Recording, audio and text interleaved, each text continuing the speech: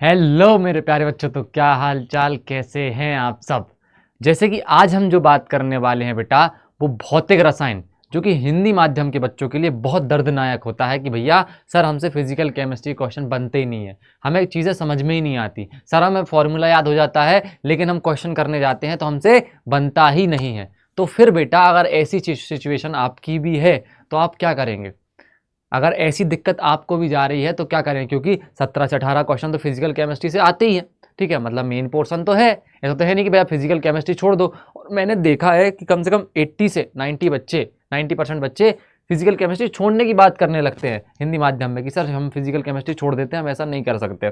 ठीक है, तो बच्चों देखो ऐसा करने की जरूरत नहीं है। एक सही अप्रोच, एक सही तरीका बताने जा रहा हूं जिससे आपको एक्चुअल में समझ में आया कि हाँ अगर इस तरीके की चीज़ें करी जाए तो हमसे ज़रूर बनेंगे। ठीक है, सबसे पहले अगर मैं तुमसे बात करूंगा तो भाई देखो, जो भी आप चैप्टर स्टार्ट करो, आपने मान लो चैप्टर स्टार्ट 1 करा, ठीक है, कौन सा करा भैया? मोल अवधारणा करा। क्या करा? मोल अवधारणा करा। अगर आपने मोल अवधारणा चैप्टर स्टार्ट करा है, सबसे पहले बेटा इसके जितने भी कॉन्सेप्ट है, जैसे बेटा मोल निकालना, हाँ सर, ठीक है, जैसे कि बेटा एटॉमिक वेट निकालना, एटॉमिक मास निकालना, हाँ सर, ठीक है, आम क्या होता है, राम क्या होता है, गाम क्या होता है, हाँ सर, राम आम, स्टीशियोमेट्री क्या होती है और लॉस क्या होते हैं। इतने में चैप्टर खत्म हो जाता है, ये चैप्टर इतने में खत्म हो जाता है। लेकिन ये चैप्टर एक क्या है बेटा, एक ऐसा है जो हर, नमक समझ लो कि भैया हर सब्जी में डलेगा, हर खाने में डलेगा, नमक है बिल्कुल ये चैप्टर। हर फिजिकल केमिस्ट्री के चैप्टर में ये हमें दिखेंगे। अब ये हमें दिखेंगे तो सर हम क्या करेंगे? देखो बेटा, एक छोटी सी कॉपी बनाओ, मैक्सिमम 1 या 2 पेज में इस चैप्टर के सारे फॉर्मूले सब लिखते हैं, लेकिन आप हिंदी माध्यम के हो, आपको दिक्कत जाती है अगर क्वेश्चन समझने में, तो आप ये करो कि भैया क्वेश्चन लिखा या क्वेश्चन का टाइप लिखा, क्या क्वेश्चन का टाइप लिखो और उसमें देखो कि मैंने इस क्वेश्चन में इस टाइप से ये फॉर्मूला लगाया। तो आप एक सब कोड बना लो कि भैया इस क्वेश्चन में इस तरीके से करते हैं। अगर आप 10 क्वेश्चन के साथ या 15 क्वेश्चन के साथ आप ऐसा कर लोगे कि ये अप्रोच रहती है। मेन क्या जानना जरूरी है हमें कि हमारी अप्रोच क्या है। क्या बेटा? अप्रोच क्या है। अगर हमारी अप्रोच सही है क्वेश्चन को समझने की, मतलब हमें दिया क्या गया है, हमें करना क्या है, अगर हमें ये चीज पता चल जाएगी तो हमसे क्वेश्चन खुद ब खुद बनने लगेंगे। ठीक है, सबसे पहले क्या है भैया, कॉपी लेनी है हमें। कॉपी में हमें क्या करना है कि सब टॉपिक टाइप, भैया कि मोल ऐसे ऐसे निकलता है, इससे मोल ऐसे बनता है। ठीक है, फॉर्मूला तुम्हें याद हो जाएगा, हमें पता है, लेकिन तुम एक्चुअल में क्वेश्चन कैसे कर पाओगे जब तुम्हें तरीका पता होगा, तरीका का बताओ। और कनेक्टिविटी बनाओ कि यार एटम दिए हैं, एटम से हम मॉलिक्यूल कैसे निकालेंगे, मॉलिक्यूल से हम वेट कैसे निकालेंगे, वेट से हम मोल कैसे निकालेंगे। ठीक है, इस तरीके की कनेक्टिविटी बनेगी तो आपका ये चैप्टर हो जाएगा, एक चैप्टर हो जाएगा। अब सर चलो मान लिया कि सर मोल अवधारणा हो गया, मोल अवधारणा क्लियर हो गया। आप पीवाईक्यू सब करते हैं, आप पीवाईक्यू करो। आप पीवाईक्यू के साथ पता है क्या करो, एफवाईक्यू करो। सर एफवाईक्यू क्या होते हैं? Future year question. मतलब ये होते हैं कि मान लो 4-5 साल में जो क्वेश्चन आए हैं, जैसे मैं अपनी क्लास में कराता हूँ, ठीक है, आप जाके देखो, है ना, प्रतिज्ञा बैच में मेरी क्लासेस चल रही है। प्रतिज्ञा जो बैच है, जो अड्डा 24/7 के हिंदी चैनल पर अवेलेबल है। ठीक है, समझ में आया? उसमें प्योर हिंदी में जो भी चीज़ें हैं और एडवांस लेवल की, नीट में जो जो चीज़ें आ सकती हैं, उस लेवल की प्रैक्टिस, उस लेवल के लेक्चर, उस लेवल के लाइव सेशंस होते हैं, मेंटरशिप होती है बच्चों। ठीक है, तो जुड़ने के लिए बिल्कुल अड्डा 24/7 पर अवेलेबल है हमारा बैच। ठीक है, उसके अलावा आप देखते हैं कि फ्यूचर ईयर क्वेश्चन मतलब क्या होता है कि मान लो एक पीवाईक्यू में क्वेश्चन आया भैया 2020 में, उसको तुमने कहा कि भैया 2020 में इसमें से एटम निकालने के लिए क्वेश्चन आया कि मैक्सिमम एटम क्या होंगे। अब उस तरीके से तुम क्वेश्चन देखो और फॉर्मेट सेट करो कि यार इस तरीके के क्वेश्चन भी हमारे यहाँ पे आ सकते हैं, इस तरीके के क्वेश्चन आ सकते हैं। समझ में आ रहा है? तो अगर ऐसा होगा तो आप समझ पाओगे कि यार हाँ इस तरीके के क्वेश्चन हमसे बनेंगे। और जब आप 4, 5, 10, 15 क्वेश्चन करोगे, क्वेश्चन करो। ठीक है, एक बार क्वेश्चन नहीं बनता, सॉल्यूशन देख के कर लिया, करो, प्रैक्टिस करो, बार बार वही क्वेश्चन करो। देखो करते क्या हो ना कि आपने एक बार क्वेश्चन बन गया, चलो एक बार क्वेश्चन बन गया, सही है, समझ में आ गया, लेकिन इस क्वेश्चन को कम से कम 2-3 बार फिर देखो कि यार किस तरीके से मैंने करा था, समझ में आ रहा है। क्या होता है, कई बच्चे क्या कहते हैं, भैया हमसे असर आंसर तो आ गया। बेटा आंसर निकालना जरूरी नहीं है, क्योंकि पेपर में आपसे क्या पूछने वाला वो आपको नहीं पता। ठीक है, तो आंसर तो निकल आएगा, चलो मान लो तुमने कोई अप्रोच लगा दी, निकल आया, नहीं, आपको किसी को एक्सप्लेन करना आना चाहिए। क्योंकि अगर आप एक्सप्लेन कर दोगे ना कि हाँ यार ऐसे ऐसे और फिर इसको ऐसे लगा दिया तो ये क्वेश्चन आ गया, सिंपल। अगर ऐसा कभी आप करने लगे ना तो आपसे सारे क्वेश्चन बनने लगेंगे। अब दूसरी चीज़ कि सर मुद्दा ये है कि हमें ये चीज़ तो समझ में आ जाती है कि चलो हमने ये कर लिया, ठीक है, हमसे बनने लगे। अब सर होता क्या है कि एक चैप्टर के याद करते हैं, दूसरे चैप्टर में भूल जाते हैं, दूसरे चैप्टर के याद करते हैं, तीसरे चैप्टर में भूल जाते हैं। तो बेटा एक बहुत अच्छा सीक्वेंस बता रहा हूँ, उस तरीके से सीक्वेंस अगर तुम कर लोगे तो मज़ा नहीं, मज़ा आ जाएगा बिल्कुल, ठीक है। देखो ध्यान से, ये मैंने एक रील में ही बताया था, मेरी रील भी डली हुई है कि भैया मूल अवधारणा जो है, मूल अवधारणा को आप डायरेक्टली सॉल्यूशन से अटैच्ड कर दो। किससे? बिलियन से। ये 11th का पोर्शन हो जाएगा, ये तुम्हारा 12th का पोर्शन हो जाएगा, ठीक है। अगर आप मूल अवधारणा से डायरेक्टली बिलियन पढ़ोगे, मूल अवधारणा पढ़ लिया फिर बिलियन पढ़ लिया, तो आपका 2 सेगमेंट पूरे कंप्लीट हो जाएंगे। मूल अवधारणा का रिवीजन हो जाएगा जब आप बिलियन पढ़ोगे, समझ रहे हो, तो मूल अवधारणा पूरा रिवाइज हो जाएगा। और जब भी रिवीजन करोगे तो दोनों को साथ में रिवाइज करोगे कि भैया मूल अवधारणा हम मोलारिटी से कनेक्ट करके, बास बदाब से कनेक्ट करके कॉलिगेटिव प्रॉपर्टी तक जाएंगे और ये चीजें पूरी खत्म हो जाएंगी वहां तक। समझ में आ रहा है क्या? समझ में आ रहा है क्या? ठीक है। अब सर, अब अगर तुम रेडॉक्स पढ़ने वाले हो, तुमने क्या पढ़ा, इसके बाद क्या पढ़ लिया तुमने? रेडॉक्स पढ़ लिया।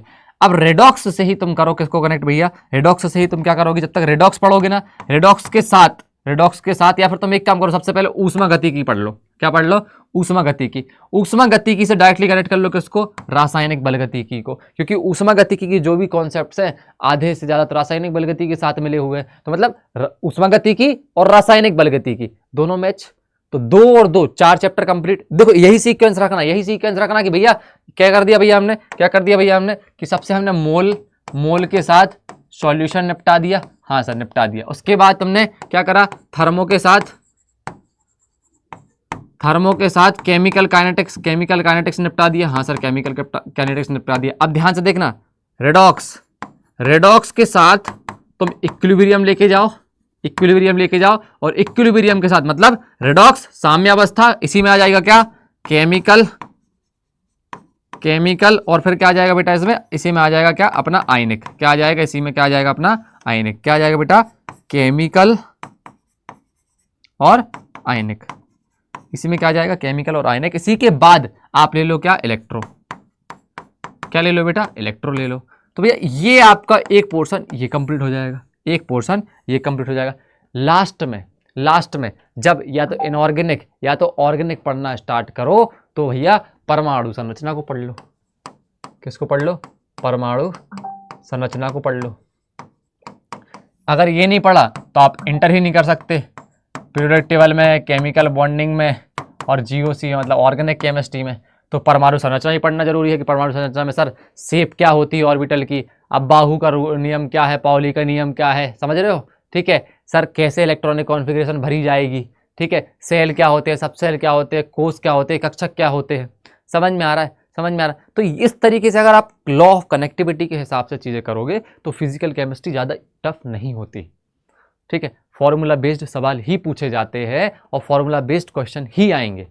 आपको बस फितरत समझना है कि क्वेश्चन की फितरत क्या है। देखो पूछेगा ले दे के वही चीज़, कहीं ना कहीं से मोल पूछ लेगा, कहीं ना कहीं से वेट पूछ लेगा, कहीं ना कहीं से मोल पूछ लेगा, कहीं ना कहीं से वेट पूछ लेगा। सॉल्युबिलिटी वाला सवाल आएगा तो KH पूछ लेगा, ठीक है। KW वाला सवाल आ जाएगा भैया, है ना, KW KH वाले सवाल आ जाएंगे। इलेक्ट्रोकेमिस्ट्री सेल वाले सवाल आ जाएंगे, समझ रहे हो, सेल वाले सवाल आ जाएंगे।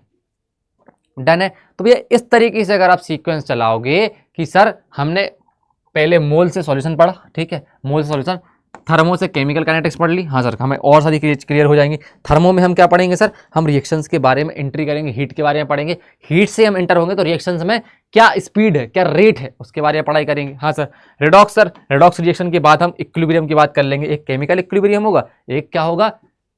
आयनिक इक्विलिब्रियम होगा। केमिकल इक्विलिब्रियम में हम केमिकल रिएक्शन के इक्विलिब्रियम की बात करेंगे और आयनिक में बेटा आयंस की बात करोगे कि आयंस में कैसे इलेक्ट्रॉन आ गया, ठीक है, उसी में सम आयन प्रभाव पढ़ोगे फिर तुम। तो ऐसे जब बढ़ते जाओगे फिर उसके बाद डायरेक्टली आप कहाँ जाओगे? इलेक्ट्रो पे। तो ये चीजें कनेक्ट हो जाएंगी आपकी, ये चीजें क्या हो जाएंगी? कनेक्ट हो जाएंगी। और अगर ये चीजें कनेक्ट हो जाएंगी बेटा तो आपको बहुत ज्यादा फायदा होगा, आपकी फिजिकल केमिस्ट्री का दर्द दूर हो जाएगा, दर्द डर जो भी है सारी चीजें दूर हो जाएंगी। समझ में आ रहा है? और सर क्या कर सकते हैं? और बेटा जब भी रिवीजन करने बैठो तो आपको पहले से कुछ चीज़ें याद करने की कोशिश करो कि हाँ ये चीज़ मैंने यहाँ पढ़ी थी, ये चीज़ मैंने यहाँ पढ़ी थी, ये चीज़ यहाँ मैंने पढ़ी थी, इसको एक पेज पे लिख लेता हूँ और फिर इसके बाद ये चीज़ स्टार्ट करता हूँ मैं, इसके बाद ये चीज़ स्टार्ट करता हूँ। अगर ऐसा आप करोगे तो पक्का निश्चित है कि आपकी फिजिकल केमिस्ट्री स्ट्रांग होगी। और मेन तो है कि क्वेश्चन प्रैक्टिस करनी है, क्वेश्चन प्रैक्टिस करनी है, क्वेश्चन प्रैक्टिस करनी है। कम से कम फिजिकल केमिस्ट्री में एक चैप्टर में से 50 क्वेश्चन करो, कम से कम करो। देखो कॉन्सेप्ट समझो, क्वेश्चन प्रैक्टिस नहीं अंधाधुंध करनी नहीं। एक बार अगर आप कॉन्सेप्ट समझ गए ना चीज़ों के कि हाँ यार अगर ऐसा है तो ऐसा करना है, ऐसा है तो ऐसा करना है, तो आप बिना पेन चलाए भी क्वेश्चन कर सकते हो। क्यों? क्योंकि तुम्हें तरीका पता चल गया, तरीका पता चल गया तो कैलकुलेशन होती जाएगी, कैलकुलेशन होती जाएगी, कैलकुलेशन होती जाएगी। समझ रहे हो? और सर कैलकुलेशन ही तो दिक्कत देती है सर, वही तो समझ नहीं रहे हो आप। तो मुद्दा, अगला मुद्दा हमारा कौन सा है? कैलकुलेशन का। अगला मुद्दा हमारा कौन सा है? कैलकुलेशन का। ठीक है, कौन सा है बेटा? कैलकुलेशन का। कैलकुलेशन के लिए बेटा आप अगर कहो तो मैं कैलकुलेशन के लिए एक वीडियो बना दूंगा सेपरेट, जिसमें आप फिजिकल केमिस्ट्री की सारी कैलकुलेशंस जितनी भी इजी वे में कर सकते हो उतनी इजी वे में मैं सिखा दूंगा। कुछ नहीं है उसमें। क्या होते हैं सर हमें लॉग्स पढ़ने रहते हैं। लॉग्स पढ़ोगे, ठीक है, गुणा पढ़ोगे, भाग पढ़ोगे, ठीक है। गुणा भाग किन का सर किन का? पावर वाला का। 10 की पावर x है, 10 की पावर y है, ठीक है, 1/10 की पावर x है। इस तरीके की अगर चीज़ सर, यही चीज़ें तो परेशान करती हैं, यही चीज़ें तो परेशान करती है कि मान लो कहीं पे लिखा है 18.31/6.023 इंटू 10⁻22/10⁻23। तो सर कई लोगों को तो यही सॉल्व करना नहीं आता, कैसे करेंगे? तो बेटा देखो ये तो सीखना पड़ेगा, ये तो सीखना पड़ेगा। थोड़ी सी चीज़ें आप एफर्ट मारोगे तो ये चीज़ें सीख जाएंगी, लेकिन कैलकुलेशन स्ट्रॉन्ग कर लेना, ठीक है, कैलकुलेशन स्ट्रॉन्ग कर लेना। ज़्यादा टफ नहीं होती। अगर लॉग की बात करूँगा तो 1 से लेके 1 to 10 तक आप लॉग की वैल्यू याद कर लो, लॉग की वैल्यू याद कर लो, ठीक है। और देखो ऐसा कुछ नहीं है कुछ अलग से पूछ दिया जाएगा, नहीं पूछेगा वही चीज़ बार बार पढ़ो, और बार बार पढ़ोगे तो चीज़ें क्लियर होंगी तो तुम खुद ईजी बना पाओगे। ये ऐसा नहीं है कि मैं तुम्हें कोई चीज़ बता दूँ आके कि बता दिया और जादू हो गया, जादू नहीं होता, ठीक है। वही चीज़ हमें इतनी जल्दी क्यों आने लगी, हम और टीचरों को इतनी जल्दी क्यों आने, क्योंकि उन्होंने बार बार पढ़ लिया है, इतनी बार पढ़ा लिया है, इसलिए उनको चीज़ें क्लिक हो गई हैं जल्दी। तुम्हें क्यों नहीं आ रही? क्योंकि तुमने इतना देर पढ़ा ही नहीं अभी। जब तुम पढ़ लोगे उसको बार बार, जब बार बार पढ़ोगे, करत करत अभ्यास पे हो जाओगे भैया, अभ्यास अभ्यास अभ्यास, तो चीज़ें अपने आप क्लियर हो जाएंगी। कोई चीज़ टफ नहीं होती, ठीक है, समझ रहे हो? एक सही अप्रोच, एक सही डायरेक्शन, पक्का चीज़ें क्लियर होंगी। समझ में आ रहा है? ध्यान रखना, बेसिक के क्वेश्चन उठाना, पहले बेसिक, फिर मॉडरेट, फिर हाई लेवल। अगर इस तरीके से क्वेश्चन उठाते जाओगे, इस तरीके से क्वेश्चन उठाते जाओगे तो सारी चीज़ें क्लियर होते जाएंगी। समझ में आया? अगर कैलकुलेशन पे वीडियो चाहिए तो बिल्कुल कमेंट में कर दो, मैं जल्दी कैलकुलेशन पे वीडियो बना दूंगा। समझ में आया?